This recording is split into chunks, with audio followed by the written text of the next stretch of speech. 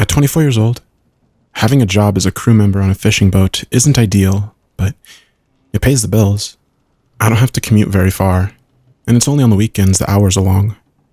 All in all, I wasn't complaining, up until a few days ago. It was just an average job. Something happened during my shift that I can't explain, and I can't talk to anyone about it because they won't believe me. And how could they? I wouldn't believe it was real if I hadn't experienced it myself. I was on deck working a 2-day oversea fishing adventure, and it was during the week, so there were only a few other passengers, not including myself and the other crew members. The weather forecast seemed to be doable, and the waves remained pretty calm during the first half of the day.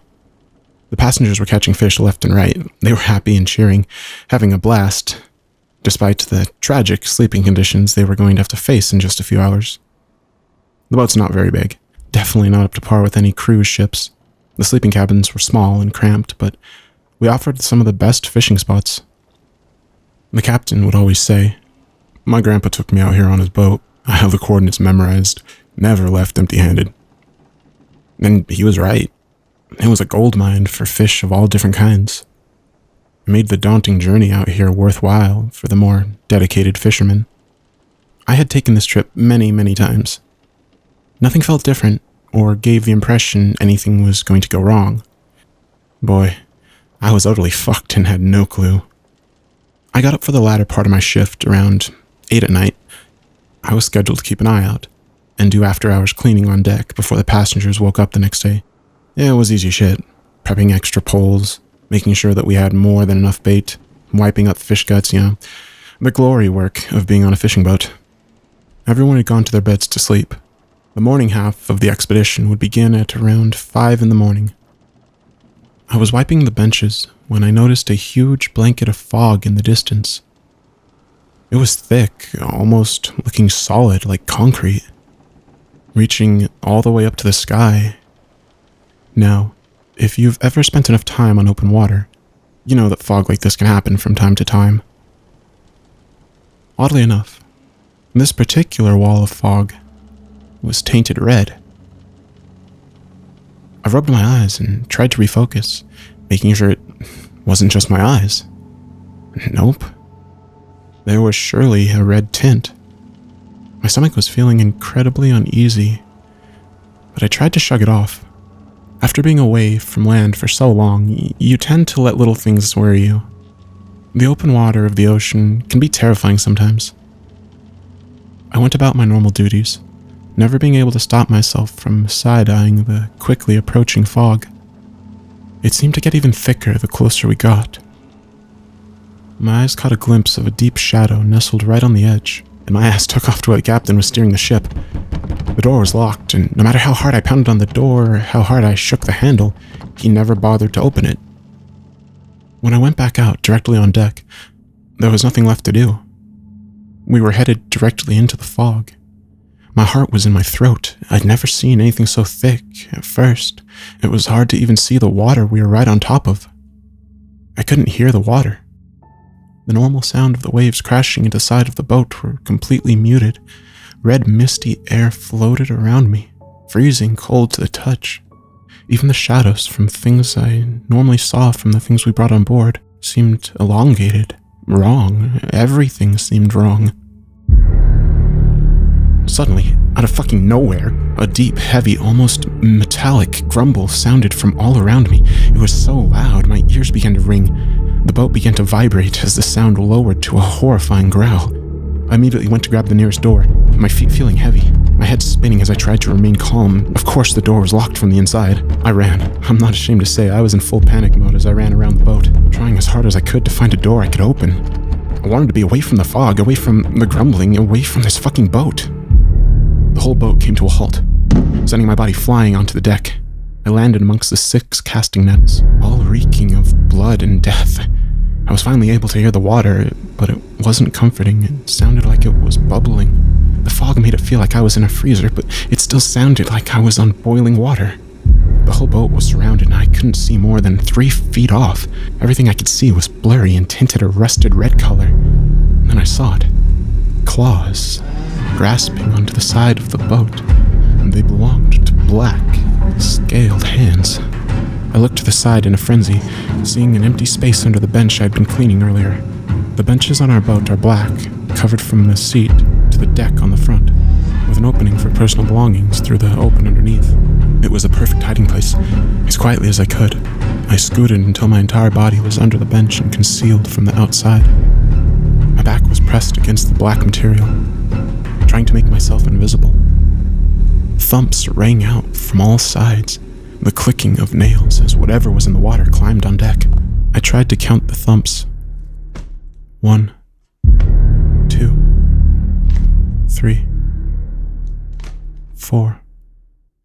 4 creatures were now on the boat, me being the only one on deck, not protected behind locked doors. Tears were starting to fall from the corners of my eyes, and my hands were clamping tightly over my mouth. I wanted to vanish from thin air. I wanted to be anywhere but here. Then, I saw their legs. One walked directly in front of the opening I was hiding inside.